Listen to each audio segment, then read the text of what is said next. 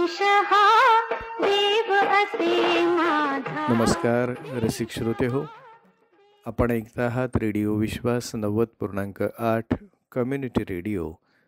तुमचं जगणं तुमचा आवाज. मंडळी, मी विश्वास देशपांडे आपल्याशी संवाद साधतोय आणि मी तुम्हा सर्वांचं भारतरत्नांवर बोलू काही या कार्यक्रमाच्या 20व्या भागामध्ये मनपूर्वक स्वागत करतो. मंडळी, मागच्या भागामध्ये आपण पाहिलं की लॉर्ड वेव्हेल यांच्या जागी लॉर्ड माउंटबॅटन भारताचे नवे व्हॉइसरॉय म्हणून आलेत आणि त्यांनी दोन नव्याने होऊ घातलेले देश म्हणजे भारत आणि पाकिस्तान यांच्यातील संपत्ती आणि अन्य काही गोष्टींची विभागणी सरदार पटेलांसारख्या जबाबदार अशा नेत्यावर सोपवली आणि सरदार पटेलांनीही त्याला पुरेपूर न्याय देण्याचा प्रयत्न केला. मंडळी, भारतीय स्वातंत्र्याची पहाट दृष्टीपथात येत होती,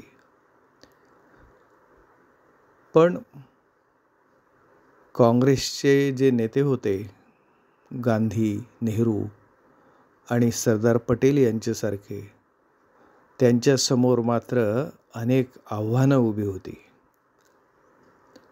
त्यातलं सगळ्यात मोठं आव्हान कोणतं होतं माहिती आहे? ते आव्हान होतं भारतीय संस्थानांचं.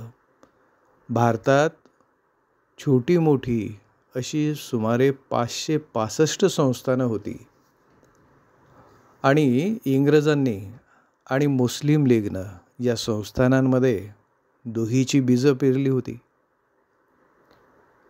या संस्थानांचे प्रमुख ब्रिटिशांची हाजी करण्यात धन्यता मानत होते आणि आपली संस्थानं शाबूत राहावीत यासाठी त्यांनी अगदी लाचारी पत्करली होती असं म्हटलं तरी चालेल. काही संस्थानांची आणि त्यातल्या जनतेची परिस्थिती तर अत्यंत वाईट होती. आई जेवू घालीना आणि बाप भीक मागू देईना अशी जनतेची अवस्था होती. याला एकच पर्याय होता, तो म्हणजे या राज्यांनी नव्यानं निर्माण होत असलेल्या भारतीय संघराज्यामध्ये सामील होणं. यातच त्यांचं हित होतं. पण ब्रिटिशांनी या संस्थानांसमोर 3 पर्याय ठेवले होते. कोणते ते आपण पाहू. भारतीय संघराज्यात सामील होणं, पाकिस्तानात सामील होणं किंवा स्वतंत्र राहणं. काही संस्थांनी काँग्रेसच्या विरोधात आघाडी उघडून स्वतंत्र राहण्याच्या किंवा पाकिस्तानात सामील होण्याच्या विचारात होते, तर काही संस्थांनी कुंपणावर बसून काय घडतं याकडे लक्ष ठेवून होते. जशी संधी मिळेल त्याप्रमाणे सोयीस्कर उडी मारण्याच्या तयारीत ते होते. या संस्थानांना स्वतः निर्णय घ्यायचं स्वातंत्र्य देणं घातक तर होतंच, पण आतापर्यंत ज्या स्वातंत्र्य सैनिकांनी, देशभक्तांनी देशासाठी त्याग केला, आपल्या प्राणांचं समर्पण केलं, अशांचाही तो अपमान होता. पंडित नेहरू आणि काँग्रेसचे काही नेते या मताचे होते की या संस्थानांवर आक्रमण करून त्यांना बळजबरी भारतात सामील करून घ्यावं. पण मंडळी, सरदार पटेल मात्र या मताशी सहमत नव्हते. त्याला काही कारणं होती. पहिलं म्हणजे या संस्थानिकांशी लढणं म्हणजे भारतीयांशी लढण्यासारखं होतं. दुसरं म्हणजे संस्थानातील जनतेची आता लढाई करण्याची मानसिकता मुळीच नव्हती. स्वातंत्र्यासाठी सुरू असलेल्या चळवळींमुळे त्यांच्यातही जागृती आणि देशाभिमान जागृत व्हायला लागला होता. आणि अशा परिस्थितीत त्यांच्यावर आक्रमण करणं अजिबात योग्य नव्हतं. आणि तिसरं महत्त्वाचं कारण म्हणजे या सगळ्या संस्थानांची संघर्ष करण्यासाठी प्रचंड पैसा आणि मनुष्यबळ खर्ची पडलं असतं. त्यामुळे या तिन्ही गोष्टी पटेलांना टाळायच्याच होत्या. त्यासाठी त्यांनी अतिशय विचारपूर्वक पण थंड डोक्यानं आपल्या कार्याची आखणी केली. त्यांच्या या कार्यात त्यांना माजी प्रशासकीय अधिकारी व्ही.पी. मेनन यांची फार मोठी मदत झाली. आपल्याला संस्थानं विलीन करण्यात सरदार पटेलांचं योगदान माहिती असतं, पण व्ही.पी. मेनन यांचासुद्धा यामध्ये मोलाचा वाटा होता याची माहिती फार थोड्या लोकांना असते. व्ही.पी. मेनन यांच्या सहकार्यामुळे पटेलांचं संस्थानं भारतात विलीन करण्याचं स्वप्न पूर्णत्वाला जाऊ शकलं. व्ही.पी. मेनन यांनी ब्रिटिशांच्या काळात प्रशासकीय अधिकारी म्हणून काम केलेलं असलं तरी देशभक्ती त्यांच्या नसानसात भरली होती. त्यांनी या कार्यातून बाजूला व्हावं म्हणून त्यांच्यावर अनेक प्रकारची दडपणं आली. एवढंच नव्हे तर त्यांना जीवे मारण्याची धमकी देण्यात आली. पण या देशभक्त व्यक्तीनं माघार घेतली नाही. अशातच राजकोटमधील एक गुंतागुंतीचं प्रकरण सरदार पटेलांसमोर आलं. राजकोट संस्थानामधील राजाचा मुलगा शिक्षणासाठी इंग्लंडला गेला होता. पण तो त्या ठिकाणी अभ्यास करण्याऐवजी हौसमौज आणि चैन करत होता. आणि त्याचा खर्च भागवण्यासाठी राजकोटमधलं सरकार, राजा प्रजेवर नवनवीन कर लादत होते. त्यामुळे प्रजा त्रस्त झाली होती. पटेलांनी यासाठी लोकांना संघर्ष करण्याचं आवाहन केलं. लोकांनी त्यांच्या आवाहनाला मोठा प्रतिसाद दिला आणि सत्याग्रह सुरू केला. मग राजाच्या सैनिकांनी प्रजेवर अनन्वित अत्याचार सुरू केले. पण लोक मागे हटले नाहीत. लोकांवरचे अत्याचार पाहून गांधीजींच्या पत्नी कस्तुरबा संतप्त झाल्या. कस्तुरबा आणि सरदार पटेलांची कन्या मणीबेन यांनीसुद्धा लोकांसोबत मग सत्याग्रहामध्ये भाग घेऊन त्यांचं नेतृत्व केलं. शेवटी न्यायालयानंच या प्रकरणाची दखल घेतली आणि पटेलांचं म्हणणं बरोबर आहे असा निकाल दिला आणि प्रजेवरील अन्याय दूर झाला. या सगळ्या प्रकरणात पटेल यांनी बाजूला व्हावं म्हणून त्यांच्यावर एकदा जीवघेणा हल्लासुद्धा करण्यात आला होता. पण नियतीला पटेलांकडून अजून काम करून घ्यायचं होतं. पटेलांचं नशीब बलवत्तर म्हणून ते या प्राणघातक हल्ल्यातून बचावले. भोपाळच्या महाराजांनी काँग्रेसच्या विरोधात लढण्यासाठी संस्थानांची एक आघाडीच उघडली होती. यानिमित्त सगळे संस्थानिक एकत्र आले होते. त्याचा फायदा करून घेण्याचं पटेल यांच्या मनात आलं. ते त्या संस्थानिकांकडे गेले आणि त्यांनी त्या संस्थानिकांना कळकळीचं भावनिक असं आवाहन केलं. ते म्हणाले, संस्थानं पूर्णपणे नष्ट केली पाहिजेत असं या देशातील काही लोकांचं मत आहे. पण आपल्या सर्वांच्या सहकार्यानं रामराज्य निर्माण करण्याचं स्वप्न मी आणि महात्मा गांधी पाहत आहोत. संस्थानिकांबरोबर मैत्रीपूर्ण धोरण ठेवण्याचंच काँग्रेसचं धोरण आहे. राजे हो, येत्या काही दिवसात भारत स्वतंत्र होणार आहे.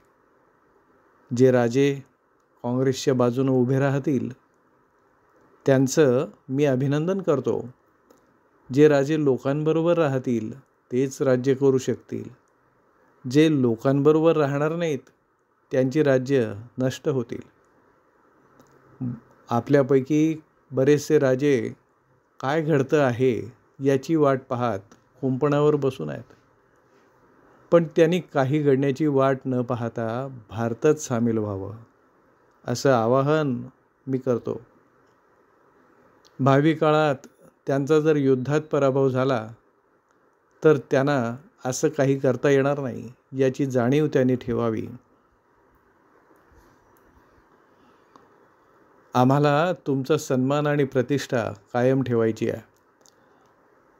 आपल्यापैकी ज्यांच्यामध्ये शौर्य, बुद्धिमत्ता आणि काही करण्याची धमक आहे त्यांनी आपल्या सैन्यदलाचं नेतृत्व करावं.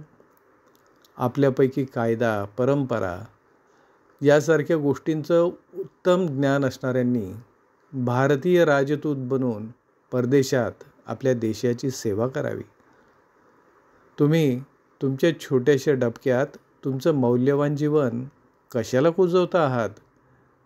त्याऐवजी राष्ट्रीय जीवनाच्या प्रवाहात सन्मानानं सामील व्हा.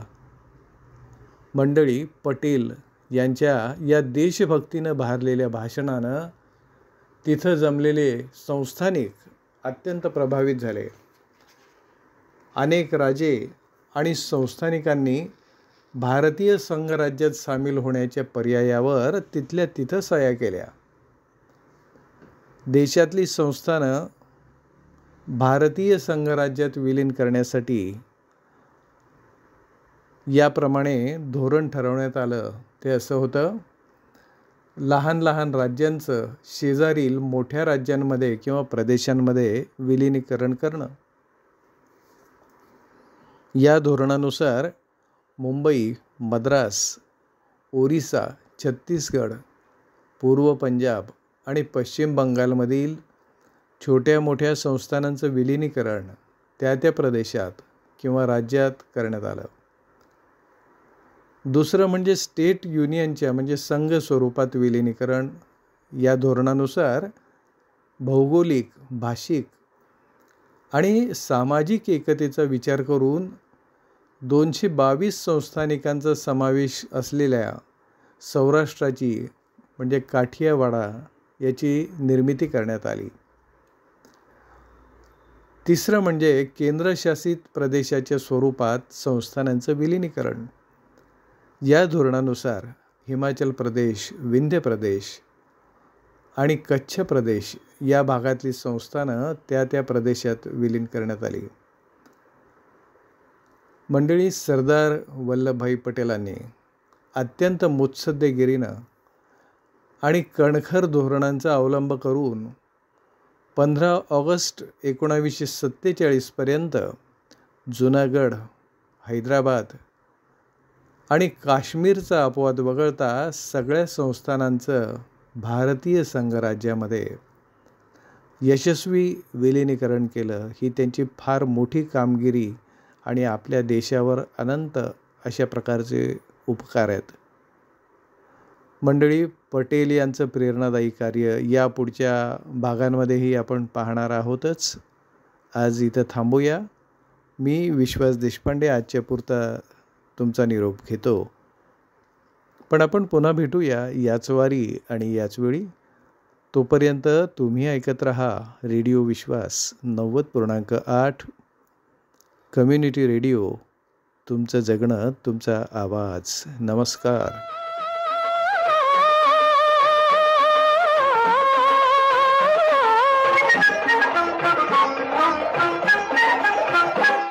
देश हा देव असे माझा, देश हा देव असे माझा.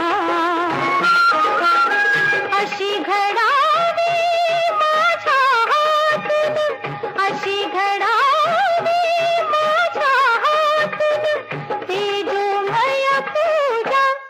हो हो हो. देश हा देव असे माझा, देश हा देव असे माझा.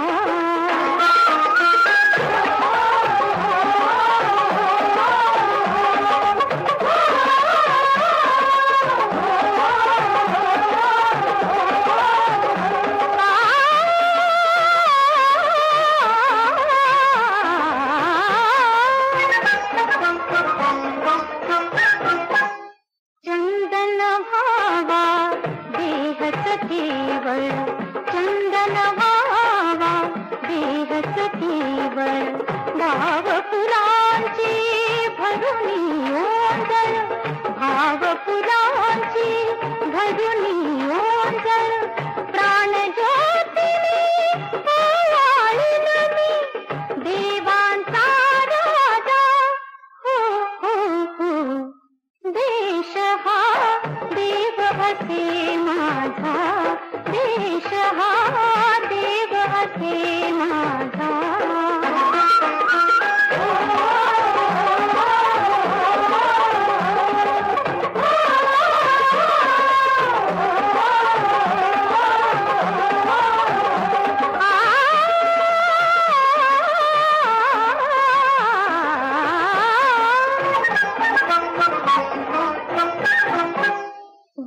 धन्याशाया समर्पणाने, धन्याशाया समर्पणाने, या जन्माचे होईल सोने, या जन्माचे होईल सोने.